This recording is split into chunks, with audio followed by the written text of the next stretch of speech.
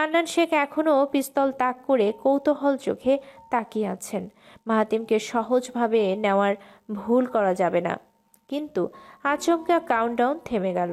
এটা কি অশনি ঝড়ের পূর্বাভাস? দরদর করে কপাল বেয়ে ঘাম ঝরছে। গলাটা গ্রীষ্মের চৌচির মাঠের মতো শুকিয়ে গেছে। এক ফোঁটা পানির জন্য বুকটা খাঁ খাঁ করছে। তিনি কি কোনো কারণে প্রচণ্ড ভয় পাচ্ছেন? মৃত্যুর গন্ধ পেয়ে আগেই টালমাটাল হচ্ছেন। চারপাশটা কেমন নিস্তব্ধ লাগছে। একটু আগে যে শব্দগুলো পুরো বাড়ি মাতিয়ে রেখেছিল সেগুলো আর নেই। হঠাৎ ভুতুড়ে কায়দায় শুনশান হয়ে গেছে। হান্নান শেখ পিস্তল ধরা হাত দুটো আস্তে আস্তে নিচে নামালেন। ধীর পায়ে বিনা শব্দে দরজার দিকে এগুতে লাগলেন। এমনভাবে পা ফেললেন যেন ন্যূনতম শব্দ না হয়। দরজার খুব নিকটে গিয়ে এবার কাঠের দরজায় কান পাতলেন। বাইরের মতিগতি বুঝতে যেয়ে ভড়কে গেলেন তিনি।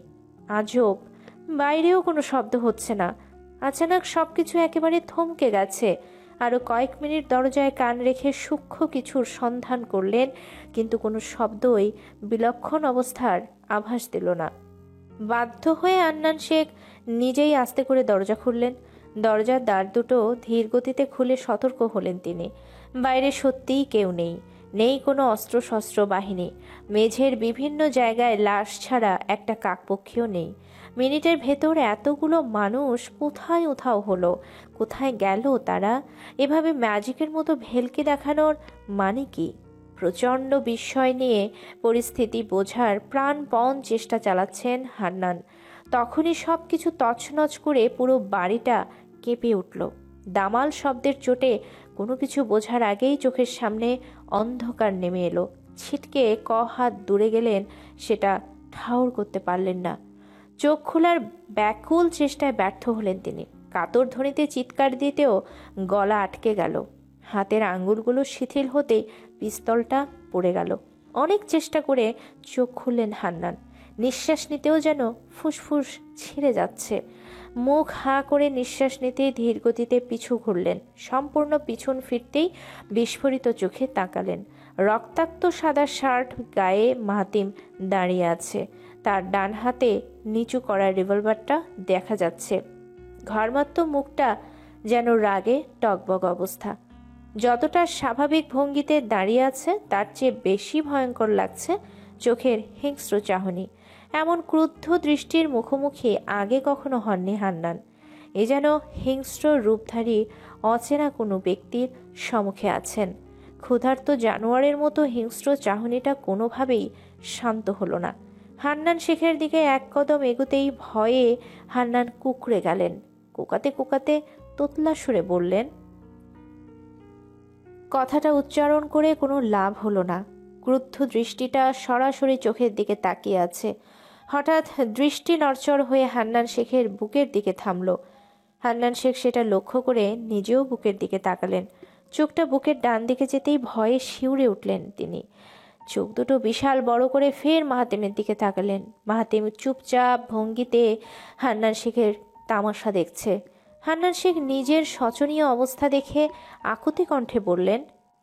বাক্যটা শেষ করার আগেই মাহাতিম ধীর গতিতে ডানে বামে মাথা নাড়ালো। ডান হাতের নিচু রিভলভারটা আচমকা উপরে তুলতে লাগলো। দুর্দশার টের পেয়ে হান্নান শেখ গলা কাটা মুরগির মতো ছটফট করতে লাগলেন।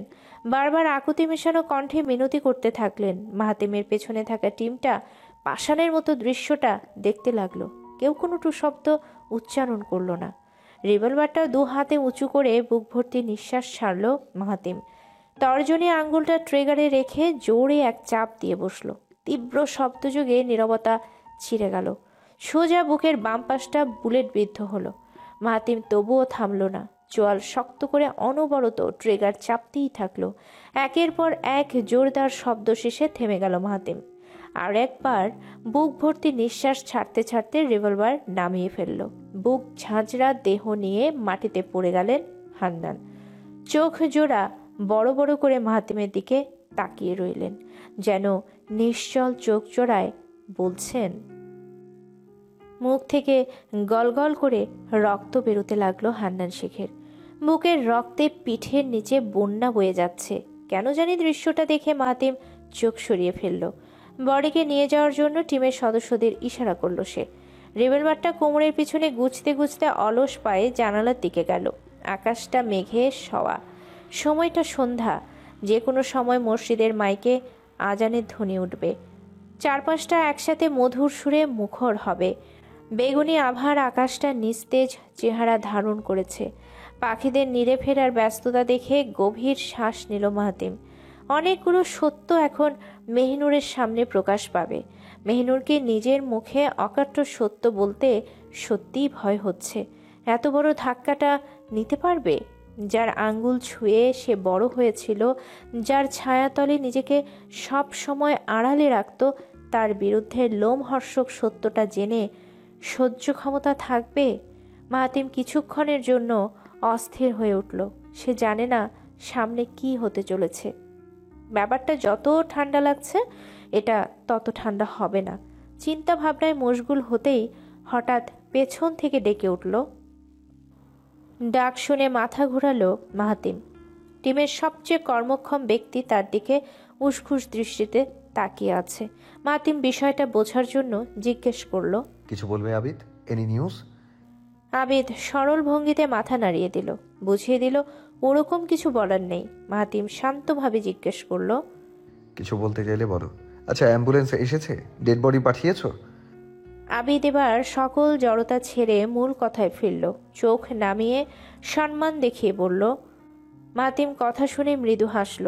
পকেটের দুফাকে হাত গুজে বলল, সবই লাকের ওপর ডিপেন্ড করে আবিদ।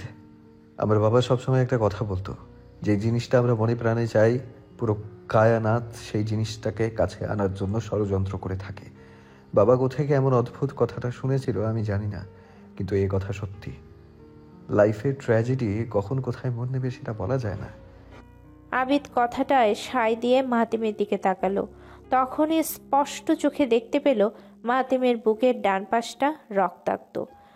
কপাল কুঁচকে তড়িৎ গতিতে প্রশ্ন করল আবিদ। মাহাতিম এতক্ষণে বুকের ব্যথাটা টের পেয়ে চোখ নামালো।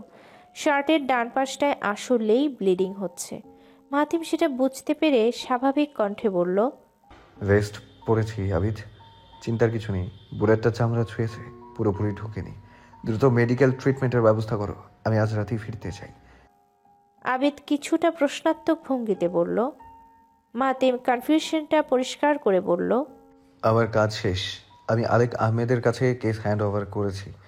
ডিপার্টমেন্টে আগেই বলা ছিল এই কেসের বাকি ফর্মালিটিস তিনি দেখবেন। মিডিয়ার লাইভ ব্রিফটা যেন ঠিকঠাক মতো কমপ্লিট হয়। কথা ক্লিয়ার? আবিদ সেলুট তুলে বলল। রিসর্টের জনহীন পুকুর পাড়ে বসে আছে শাহনাজ। বৃষ্টির জন্য আবহাওয়াটা বেশ ঠান্ডা ঠান্ডা। কালো পাড়ের বেগুনি শাড়িটা শীত ঢাকতে পারছে না। আঁচলটা টেনে গা ঢাকলো শাহনাজ। হাতের মুঠোয় ফোন ধরে বসে আছে। সৌভিকের কথা মতো বিরাট একটা ঝুঁকি নিয়েছে। এখন জানে না পরিস্থিতিটা কেমন গোলমেলে হবে। নতুন অ্যান্ড্রয়েড ফোনটা সৌভিক পাঠিয়েছে। এখন এতে করেই সমস্ত যোগাযোগ সিদ্ধি হবে। হোম বাটন ক্লিক করে স্ক্রিনে সময় দেখে নিল। ঠিক 8টার দিকে মেহিনুরের আসার কথা। মাহাতিম আসার পূর্বেই পুরো ঘটনা বলতে হবে। মেহিনুরকে এমন কঠিন সত্যের মুখোমুখি না করলে মাহাতিমের সাথে আবার ঝামেলা বাঁধবে। ভাবতে ভাবতে হঠাৎ কাঁধে হাতের স্পর্শ পেল। চমকে গিয়ে পিছু তাকাতেই মেহিনুরকে দেখতে পেল। শাহনাজের চমকানো অবস্থা দেখে খিলখিল করে হাসছে মেহিনুর। হাসি দেখে শাহনাজ কপট রাগ দেখিয়ে বলল, তুই যে দিন দিন বেয়াদব হচ্ছিস জানিস? এভাবে কেউ হাত রাখে? এমনি বাতাসে ছুটে ট্রান্সমিটার ব্লাস্ট, তার উপর কারেন্ট কখন আসি কে জানে। এদিকে তুই কালো শাড়ি পরে ভয় দেখাচ্ছিস। শাহনাজের ভীতু ভীতু কথা শুনে পাশে বসল মেহিনুর। শাহনাজের ডান কাঁধে মাথা রেখে হাসি দিয়ে বলল, তুমি যে ভয় পাবে এটাই কে জানতো? আমি কিন্তু কালো পরিনি বুবু, আমি গাঢ় নীল পরেছি। ভয় পেলে আমি আসলেই দুঃখিত। আমি তো তোমার কথা মতো চলে এসেছি, রাগ করো না, আমি বুঝতে পারিনি বুবু। যতখানি রাগ নিয়ে শাহনাজ অন্যদিকে মুখ ঘুরিয়েছিল, ততখানি আদর দিয়ে মেহিনুরকে আগলে ধরল সে। মাথায় হাত বুলাতে বুলাতে বলল, মনটা এখন কোনো পর্যায়ে আছে রে? খারাপ নাকি ভালো? মেহিনুর পুকুরের দিকে তাকিয়ে আছে। জবাবটা দিতে গিয়ে চুপ থাকলো সে। টলটলে পানির দিকে দৃষ্টি রেখে অদ্ভুত কণ্ঠে বলল, হয়তো ভালোই আছে। শাহনাজ এ কথার জবাবে বেশি কিছু বলল না। বুক ফুলিয়ে গভীরভাবে দম নিল। আস্তে আস্তে সেটা বাতাসে ছেড়ে ঠোঁটে জিভ বুলিয়ে নিল। মেহনুরের মাথায় হাত বোলালো, বন্ধ করে গালে হাত রাখলো। অনেকটা স্বাভাবিক অনুভব করলে ঠোঁট করল শাহনাজ। মেহরুন, তোকে কিছু জরুরি কথা বলার জন্য ডেকেছি। কথাগুলো বলবো বলবো করছিলাম, কিন্তু সুযোগ পাইনি। কথাগুলো শুনে তুই কেমন আচরণ করবি বুঝতে পারছি না। শুধু বোন হিসেবে এতটুকু বলবো, সবকিছু সত্য মিথ্যা বিচার করে ভাববি। অবুঝের মতো কাউকে কষ্ট দিস না। কাঁধ থেকে মাথা তুলল মেহনুর। অন্ধকারে পুরোপুরি দেখতে না পেলেও শাহনাজের কণ্ঠটা অপ্রস্তুত শোনাচ্ছে। মেহনুর চিন্তিত অবস্থায় ঢোক গিলল। না জানি বুবু কেমন কথা শোনাতে যাচ্ছে। মেহনুর কিছুটা উদ্বেগের সাথে বলল, তুমি কি ব্যাপারে বলতে চাচ্ছ বুবু? আমি কাকে দোষী বানাতে যাব? হ্যাঁ, শাহনাজ বারবার হাল ছেড়ে দিচ্ছে। মন বলছে কথাগুলো শুনলে মেহনুর স্বাভাবিক থাকবে না। অন্যদিকে মস্তিষ্ক বলছে কথাগুলো না বললে আর সুযোগ পাবে না। শাহনাজ খুব শান্তভাবে মনের কথা শুনল। সেই মতো মেহনুরের হাত দুটো নিজের হাতে নিল। মেহনুরের দিকে চোখ রেখে গলা খাকারি দিল। হালকা একটু কেশে উস্কুস কণ্ঠে বলল সে, মেহরুন, আমরা এই দুনিয়ায় সব সময় আমোদে থাকবো না। কখনো হাসবো, কখনো কাঁদবো, এটাই জাগতিক নিয়ম। যদি সব সময় হাসি আমোদে থাকতাম, তাহলে হয়তো কষ্টের পর সুখের আনন্দটা টের পেতাম না। তুই কি বিশ্বাস করিস মাহাতিম ভাইয়া একজন ভালো মানুষ? আমার দেখা সবচাইতে ভালো মানুষ উনি। তার মধ্যে কোনোদিনও অহংকার দেখিনি। আমার কাছে শুনেছি যে লোকের মধ্যে হিংসা, অহংকার, মিথ্যার মতো গুণ নেই, সে নাকি ভালো মানুষ। যদি ভাইয়াকে নিয়ে যোগ্যতার হিসাবে আসে, তাও বলবো ভাইয়ার মতো বর পাওয়া 7 কপালের ভাগ্য। তুই যে উনার চেয়ে ছোট, তোকে সবসময় ছোটর মতোই আদর যত্ন করেছে। আজ এই কথাগুলো বলতাম না মেহেরুন, শুধু তোর ভালোর জন্য কথাগুলো বলছি। তোর কি মনে আছে, ছোট থাকতে আমাদের গ্রামে প্রায় লাশ পাওয়া যেত? জেলে চাচারা মাছ মারতে গিয়ে লাশ পেত। দাদাজান মাঝে মাঝে বলতো ডাকাতরা নাকি লুটপাট করে তাদের মেরে ফেলেছে। মেহনুর এমন উদ্ভট কথার আগা মাথা না বুঝলেও শাহনাজের কথায় সায় দিল। শান্ত গলায় বলল, হ্যাঁ মনে আছে। আবার ঠোঁট ভিজালো শাহনাজ। ঢোক গিলে বলল, আমাদের গ্রামটা ভালো নেই রে। গ্রামটা এখন জঘন্য মানুষের কাজকর্মে নষ্ট হয়ে গেছে। আজ পর্যন্ত যতগুলো লাশ পাওয়া গেছে, যারা যারা নিখোঁজ হয়েছে, সবার পেছনে রহস্য লুকিয়ে আছে। সেই রহস্য গ্রামের সরল মানুষরা এখনো জানে না। প্রায় আমাদের গ্রাম থেকে বাচ্চা চুরি, বিভিন্ন বয়সী যুবতী নিখোঁজ খবর আসতো। অমুক তমুক জায়গায় লাশ পাওয়া যেত। কেউ কেউ জন্মের মতো এমন উধাও হতো, আর টিকিটা পর্যন্ত খোঁজ পাওয়া যেত না। এসব ঘটনা কাকতালীয় ছিল না মেহরুন। প্রত্যেকটা ঘটনার পেছনে একজনই দায়ী ছিল। একজন মানুষের যুগ যুগ ধরে এসব কুকর্ম চালিয়েছে। শাহনাজের কথায় সন্ধি হারিয়ে ভ্রু কুচকালো মেহনুর। প্রচণ্ড কৌতূহল নিয়ে অস্থিরভাবে বলল, তোমার কি মাথা খারাপ? অত পুরনো ঘটনার সাথে বর্তমানের মিল করছো কেন? গ্রামে তো এখন কিছুই হয় না। আগে যেগুলো হতো তাও ডাকাত বা শত্রুতার জেরে হতো, এছাড়া তো কিছুই না। শাহনাজ অবাক চোখে বলল, তুই কি আমার কথা বিশ্বাস করছিস না? দ্রুত গতিতে মাথা দোলালো মেহনুর। সাথে সাথে বলে উঠল, না, অবিশ্বাসের কথা আসছে কেন? তুমি কি ভুলে গেছো হান্নান মোল্লা থাকতে কোনো অন্যায় হতে পারে না? কেন এমন কথা বলছো বুবু? হতভম্ব হলো শাহনাজ। একটা বদমাশ লোকের জন্য মেহনুরের প্রচণ্ড বিশ্বাস দেখে ক্ষেপে উঠল সে। অজান্তেই সে ঝাঁজের সাথে চিৎকার করে বলল, ওই হান্নান মোল্লা আস্ত একটা জানোয়ার, পাষাণ। ওই জানোয়ারের মধ্যে মনুষ্যত্বের ছিটে ফোঁটাও নেই। তুই ওই জানোয়ারকে চিনিস? 1 ইঞ্চিও চিনিস না। ওই জানোয়ার নিজের স্বার্থের জন্য তোর বাপকেও চিন্তা রাখিনি। ছোট বাবা যে বেঁচে নেই, আজ এটা জেনে নে। আর কোনো দিনও তোর বাপকে দেখতে পাবি না, কোনো দিনও না। বলতে বলতেই ধরা গলায় কেঁদে দিল শাহনাজ। একবারও খেয়াল হলো না কথাগুলো শোনার পর মেহনুর কি করছে।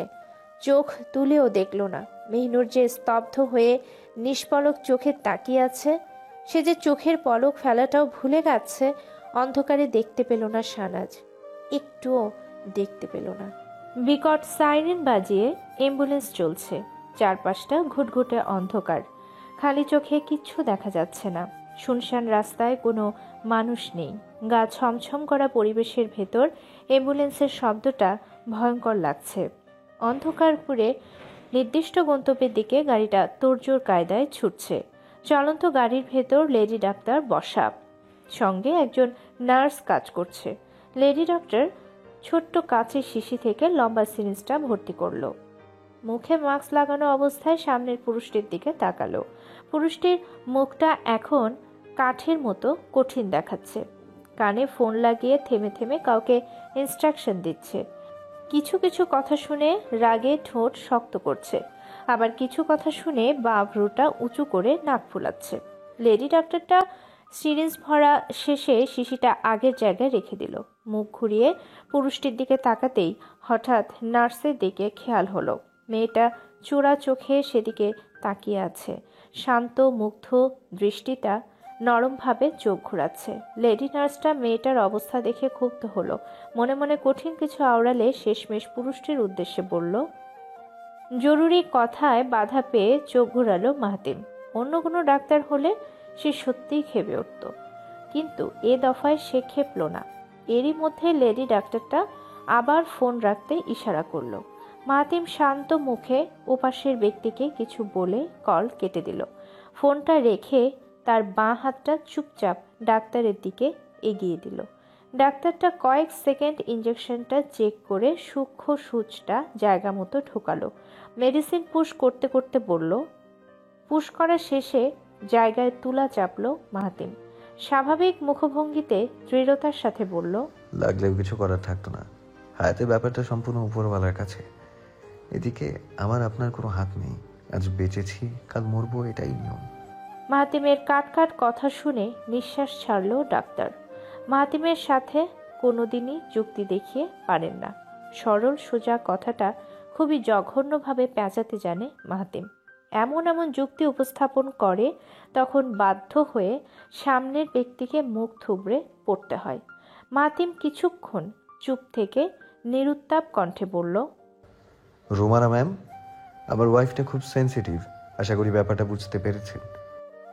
ইঙ্গিতপূর্ণ কথাটা কেউ না বুঝলেও রুমানা ঠিকই বুঝল।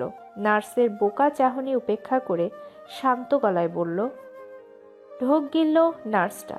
শার্ট খোলার কথা শুনতেই বুকের ভেতর ঢিপ ঢিপ করছে, কান গরম লাগছে। লজ্জায় তাকাতে চাইছে না সে, তবুও মনের ভেতর তাল হারিয়ে চোখ তুলল নার্স। মাহাতিম আজ্ঞা মতো শার্টের টপ বাটনে হাত দিয়েছে।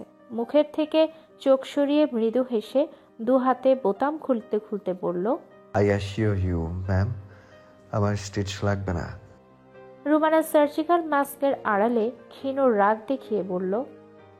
শার্ট খোলার পর ভালো মতো বুকের ডান পাশটা দেখতে লাগলো। হাতে সার্জিক্যাল গ্লাভস পরে একটা কাঁচি নিল রুমানা। কাঁচির মুখে তুলো নিয়ে ধীরে ধীরে ক্ষতটা পরিষ্কার করলো। বুলেট প্রুফ ভেস্টটা যতই মজবুত হোক, গুলিটা কাঁচ থেকে করায় ভেস্ট ফুটো হয়ে চামড়ায় এসে ঠেকেছে। ভাগ্যিস সেটা চামড়া গলিয়ে বুকে ঢোকেনি। রুমানা দক্ষ হাতে ক্ষতর কাছে ঔষধ ছুঁয়ে দিল। পরিশেষে তুলা দিয়ে ক্ষতর মুখটা বন্ধ করল। সেবা শুশ্রূষার পর্ব শেষ হলে সহকারীর দেয়া খয়েরি শার্ট পরল মাহাতিম। টিমটিমে হলদে বাতির নিচে স্লিভ দুটো দ্রুত ভাঁজ করতে থাকলো। নার্স মেয়েটা আর চোখে মাহাতিমের দিকে তাকাচ্ছিল। রুমানা 40 হলেও তার মেয়েলি সত্তা নার্স মেয়েটার অবস্থা বুঝতে পেরেছে। ডিপার্টমেন্টের সবচেয়ে ঠান্ডা মানুষ হিসেবে মাহাতিমকে চেনে সে। পুরো ব্যক্তিত্বের ভেতর আচারনিষ্ঠ ব্যাপারটা প্রকাশ পায়। মেপে মেপে কথা বলার গুণটা দেখার মতো, আবার সময় মতো যোগ্য কথার পিঠে যুক্তি ছুটতে ভুলে না। মাহাতিম সবার কাছে শক্ত মেজাজের মানুষ, যার সাথে কাজ ছাড়া অন্য কথা যায় না। রুমানার প্রতিটা কথা চুপচাপ শোনার পেছনে মাহাতিমের বাবা দায়ী। মাহাতিমের বাবা রুমানার স্বামীর বন্ধুতুল্য ছিল। সেই পুরনো সম্পর্কের জেরে রোমানা আজ মাহাতিমকে চেনে। কিন্তু তাজ্জবের ব্যাপার হলো মাহাতিমের বাবার সাথে মাহাতিমের স্বভাব কিছুটা হলেও আলাদা। যেখানে মাহাতিমের বাবা সবার সাথে মিলেমিশে চলতো, সেখানে মাহাতিম তার ডিপার্টমেন্টের কাছে শক্ত। বাপ ছেলের এমন অদ্ভুত নজির দেখে প্রায় অবাক হয় রোমানা। অ্যাম্বুলেন্সটা ঝুপড়ি অন্ধকারের কাছে থেমে গেল। সাইরেনটা কিছুক্ষণের জন্য বন্ধ রাখা হয়েছে। মাহাতিম ফোনটা পকেটে পুরে দরজাটা ধাক্কা দিয়ে খুলল।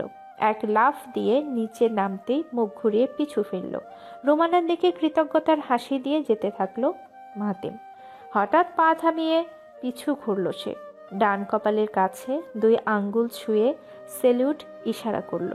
মাহাতিমের কাণ্ড দেখে হেসে ফেলল রোমানা।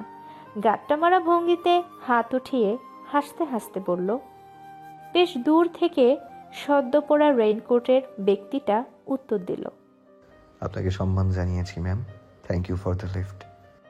বৃষ্টিতে কাঁচা রাস্তাটা কর্দমাক্ত। জায়গায় জায়গায় গর্ত ভরে পানি জমেছে। অন্ধকারটা নিকষ বলে সাবধানে হাঁটতে হচ্ছে। ঔষধের কড়া ডোজে মাথাটা ভার ভার। বুকের ডান পাশটা এখনো বেশ ব্যথা।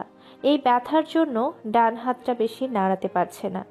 রেইনকোটের হুডিটা চোখ পর্যন্ত টেনে নিল মাহাতিম। গায়ে এখনো ঝিরিঝিরি বৃষ্টির প্রলেপ লাগছে।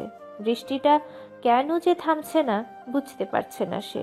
রাস্তা থেকে চোখ তুলে সামনে তাকালো। রিসর্টের মেইন গেটটা চোখ সওয়া আধারে চিনতে পারল। ধীর গতিতে এগিয়ে গিয়ে দরজায় 2 হাত রাখল সে।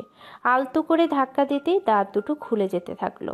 ভেতরে পা দিতেই মাহাতিম চতুর্দিকে অন্ধকার আবিষ্কার করলো। সবগুলো কটেজের আলো নিভে গেছে। কোথাও কোনো আলো নেই। কেবল বিদ্যুৎস্পৃষ্টের আলোয় আকাশ চিরে যাচ্ছে। সকালের মতো আলো বিকিয়ে আবার অন্ধকার হচ্ছে। ওইটুকু আলোর মাঝে কটেজের দিকটা খেয়াল করলো সে। কোনটা মেহনুরের কটেজ হতে পারে সেটা বোঝা মুশকিল। সবাই এখন গভীর ঘুমে ডুবে আছে। কাউকে ডেকে তোলাটা শোভা পায় না। সবাই এখন গভীর ঘুমে ডুবে আছে। কাউকে ডেকে তোলাটা শোভা পায় না। মাহাতিম দ্রুত সিদ্ধান্ত নেয়ার আগেই বাতাসের জোরদার হুঙ্কার উঠল। শোঁ শোঁ করে তোড়জোড় হাওয়া বইলে হঠাৎ কটেজের কাছে শব্দ হতে লাগলো। রুমের জানালাগুলো বাতাসের ঝাপটায় দাপাদাপি করছে। মাহাতিম দ্রুত চোখের সামনে হাত রেখে ঝাপটা বাঁচিয়ে দেখল। অমনি 2 নাম্বার কটেজটা দেখে নিশ্চিত হলো সে। বাতাসে জানালার কপাট খুলতেই জ্বলন্ত মোমের শিখাটা দেখতে পেল মাহাতিম। এই নিয়ে দ্বিতীয়বারের মতো আলোর শিখাটা দেখল। ঠোঁটের কোণে চিরচেনা হাসিটা ফুটে উঠলে সেদিক বরাবর পা বাড়ালো। কটেজের সিঁড়িতে পা ফেলেই দরজার দিকে গেল সে। গা থেকে রেইনকোট খুলে নবে হাত দিল। খুবই নৈপুণ্যের সাথে দরজা খুলল মাহাতিম। একটুও শব্দ না করে চটপট ভেতরে ঢুকে গেল। দরজাটা চাপিয়ে দিতেই টেবিলে চোখ পড়ল। লম্বা মোমের মাথায় আলোর শিখা জ্বলছে। বাতাসের জন্য দপদপ করে হলদে শিখাটা লাফাচ্ছে। পুরো ঘরটার ভেতর সম্মোহনী পরিবেশ। কাউকে বশ করার জন্য মোক্ষম সুযোগ। মাহাতিম চোখ তুলে বিছানার দিকে তাকালো। সব সময় মতো লম্বা দীঘল চুলগুলো এলোমেলো হয়ে আছে। বিছানা ডেঙিয়ে ফ্লোরের উপর স্তূপ হয়ে আছে। মোমের হলদে আলোয় এক পলক দেখার জন্য মন ছটপট করছিল। ঘুমন্ত মুখের পবিত্রতা দেখার জন্য, ছোঁয়ার জন্য মাহাতিম যেন ব্যাকুল। ডান কাত হয়ে শুয়ে আছে মেহনুর। তারই দেয়া গাঢ় নীল রঙের শাড়িটা গায়ে জড়িয়ে ঘুমোচ্ছে। মাহাতিম খুব আস্তে করে পা এগিয়ে চলল। বিছানার কাছে এসে চুপচাপ বসল। মেহনুরের মুখটা চুলের নিচে লুকিয়ে আছে। কালো কালো চুলের নিচে উজ্জ্বল চামড়াটা লুকোচুরি খেলছে। মাহাতিম তর্জনী দিয়ে সবগুলো চুল কানের পেছনে গুজে দিল। মুখ নামিয়ে গালের উপর 2 ঠোঁট ছেড়ে দিল। চোখ বন্ধ করল মাহাতিম। বাঁ হাত এগিয়ে মেহনুরের গলা জড়িয়ে ধরল। গালের উপর ঠোঁট যুগলের চাপ বসিয়ে চুমু খেল সে। উষ্ণ স্পর্শের কাছে তন্দ্রা কাটলে চোখ খুলল মেহনুর। সেই মাদকপূর্ণ পারফিউমের সুগন্ধটা আষ্টে পৃষ্ঠে ধরেছে। বুক ফুলিয়ে লম্বা নিঃশ্বাস নিল মেহনুর। চোখ বন্ধ করে মাহাতিমের উপস্থিতিটা গাঢ় বুঝল। নিঃশ্বাসটা ছেড়ে চোখ খুলে মাহাতিমের দিকে ফিরল। নিমিষেই 2 মুখ দুজনের পানে থামল। জানালা থেকে আগত বাতাসের মোমের শিখাটা নড়ছে। রুমের মধ্যে সেটার জন্য আলো ঘোরাঘুরি করছে। কিছুক্ষণ দুজনের ভেতর মৌনতার সময় চলল। মেহিনুর সামনে থাকা মুখটার দিকে খুঁটিয়ে খুঁটিয়ে তাকালো। কপালে সাদা ব্যান্ডেজ করা, ঠোঁটের ডান কোণাটা টকটকে লাল হয়ে আছে। ঠোঁট থেকে চোখ সরিয়ে চোখের দিকে তাকালো। মাহাতিমের গুলোর মাঝে দৃষ্টি মিলিয়ে দিল। জীবনের সকল অধ্যায় আজ বন্ধ হয়ে শুধু একটা অধ্যায় খুলে রইল। এই একটা অধ্যায় ছাড়া আর কোনো হিসেব নেই মেহনুরের। বাইরে থেকে চিরচেনা মানুষগুলো অধমের মতো পরিচয় দিয়েছে। যাদের ছায়াতলে বীজ থেকে বৃক্ষ হয়েছে, আজ তারা অমানুষ। শাহনাজের মুখ থেকে সব শোনার পর একটুও কাঁদেনি মেহনুর। কেন জানি ভেতরটা শুষ্ক বিরান লাগছিল। জনশূন্য চরের মতো খালি খালি ঠেকছিল। কথাগুলো শোনার পর একটা স্বাভাবিক মানুষের মতো চিৎকার করে কাঁদা উচিত। হাউমা করে কাঁদাটাও ব্যতিক্রম কিছু হতো না। আজ মেহিনুর এক ফোঁটাও চোখের পানি ফেলতে পারেনি। যেখানে শাহনাজ বলতে বলতেই হাউমা করে কেঁদে ফেলেছিল, সেখানে আজ শান্ত ছিল সে। কথাটার ভয়াবহতা তাকে নির্বাক বানিয়ে দিয়েছে। তাকে বিমূঢ় অবস্থায় বাজেভাবে ধাক্কা দিয়ে ফেলেছে। সেখান থেকে উত্তরণের পথ আজ দিশেহারা। মেহিনুরকে অনেকক্ষণ যাবৎ চুপ দেখে মাতিম নিজ থেকে বলতে নিল। ঠিক তখনই ঠোঁটের উপর আঙ্গুল রেখে বাত সাধল মেহিনুর। ঠোঁট থেকে আঙ্গুল সরিয়ে বালিশ থেকে মাথা তুলল। কিছুটা উঁচু হয়ে মাতিমের দু চোখের পাতায়, দুটো গালে, কপালের ব্যান্ডেজের উপর ঠোঁট ছুঁয়ে দিল। শান্ত মনে প্রশান্তির ছাপ পেয়ে চোখ বুঝল মাহাতিম। ঠান্ডা ঠান্ডা মুহূর্তে উষ্ণ ছোঁয়া পেয়ে মনটা বড় কাঙাল হয়ে যাচ্ছে। এই গভীর রাতের আদরগুলো সবটুকু ক্লান্তি শুষে নিচ্ছে। ব্যথায় ক্লিষ্ট হওয়া দেহটা ভারমুক্ত হচ্ছে। বালিশে মাথা রাখল মেহিনুর। মাহাতিমও চোখ খুলে তাকালো। মাহাতিমের দিকে সরল দৃষ্টি রেখে আকুল কণ্ঠে বলল, তোমার বুকটাই ঘুমাতে চাইলে রাতটুকুর জন্য দেবেন? মাহাতিম নিঃশব্দে মাথা নাড়িয়ে সম্মতি দিল। মেহিনুরের উপর থেকে সরে বিছানা থেকে নামলো। পকেট থেকে মোবাইল, ঘড়ি, ব্লুটুথ ডিভাইস বের করে টেবিলে রাখলো মাহাতিম। এদিকে হাত খোপা পাকাতে পাকাতে বিছানা থেকে নামলো মেহিনুর। দরজাটা ঠিক মতো লক করার জন্য সেদিকে এগিয়ে গেল। নবের মধ্যে বাটন টিপে দরজা লক করলো। জানালার কাছে গিয়ে পর্দাটা সুন্দর করে টেনে দিল। বিছানার দিকে ফিরে আসতেই কপাল কুঁচকালো মেহিনুর। মাহাতিমের উন্মুক্ত বুকটার দিকে ব্যান্ডেজ দেখে উদ্বিগ্ন চোখে তাকালো। মাহাতিম চাহনিটা বুঝতে পেরে দু হাত দুপাশে মেলে দিল। মেহিনুরকে কাছে আসার ইঙ্গিত দিলে ধীরে ধীরে বিছানার কাছে আসলো মেহিনুর। মৌন অবস্থা ধার্য রেখে মাহাতিমের পাশে শুলো, কিন্তু বুকের দিকে এগোনোর সাহস পেল না। মাহাতিম মেহিনুরের অপ্রস্তুত মুখটা দেখে অভয় দিয়ে বলল, ডান পাশটা ইনজিউর্ড, বা পাশটা এখনো ফিট। আসো মেহনুর, ভয় পেও না। মেহিনুর আবার ব্যান্ডেজের দিকে তাকালো। বড় একটা ঢোক গিলে বলল, আপনার ঘুম প্রয়োজন, আজকে থাকুক। মাহাতিম তাচ্ছিল্যের সাথে বাঁ ভ্রু উঁচু করলো। সেই মেজাজেই বলল, তুমি আমাকে বাধ্য করার চেষ্টা করছো। আবার রাগ তুলে দিও না। আসতে বলেছি, কোনো কথা না বলে চলে এসো। কণ্ঠের দাপট দেখে মিয়ে যাওয়া বেলুনের মতো চলে আসলো মেহিনুর। উন্মুক্ত বুকের বাঁ পাশটায় মুখ লুকিয়ে চোখ বন্ধ করল। সাথে সাথে বলপূর্ণ হাত দুটো দুদিক থেকে জড়িয়ে ধরল। ছোট্ট ছানার মতো গুটিসুটি মেয়েটাকে ঢেকে দিল মাহাতিম। তার মাথায় আঙ্গুল বুলিয়ে বুলিয়ে ঘুমানোর জন্য আরাম করে দিল। বৃষ্টির শব্দ কমে এসেছে। বাইরে এখন প্রচুর ঠান্ডা। সেই ঠান্ডার হাওয়াটা ফাঁক ফোকর পেয়ে রুমের ভেতর ঢুকছে। রুমের ঠান্ডা পরিবেশে চোখ জোড়ানো ঘুম আসছে। মাহাতিম ঘুমের জন্য চোখ বুঝতেই হঠাৎ বুকের কাছে কান্নার দমকটা টের পেল। তাড়াতাড়ি মুখটা নিজের দিকে তুলতেই প্রশ্ন করল সে, তুমি কাঁদছো? মেহিনুরের চোখে স্পষ্ট কান্নার আভাস। মাহাতিম কিছু বলার পূর্বেই মেহিনুর অশ্রু মাখা চোখে ধরা গলায় বলল, ওনার কবরটা কোথায় দেওয়া হবে? বাকরুদ্ধ দৃষ্টিতে তাকিয়ে থাকে মাহাতিম। আজ উত্তরের ঝুড়িটা আসলেই খালি। সারা রাত ঝুম বৃষ্টি শেষে দিনের আলো ফুটল। পূর্ব আকাশে আস্তে আস্তে সূর্যের চাকা উঠল। ভেজা মাঠ ঘাট সূর্যকিরণে চিকচিক করছে। কচু পাতায় শিশির জমে মুক্তোর মতো জ্বলছে। পাখির মিষ্টি মধুর কিচিরমিচির সুরে প্রকৃতি জেগে উঠেছে।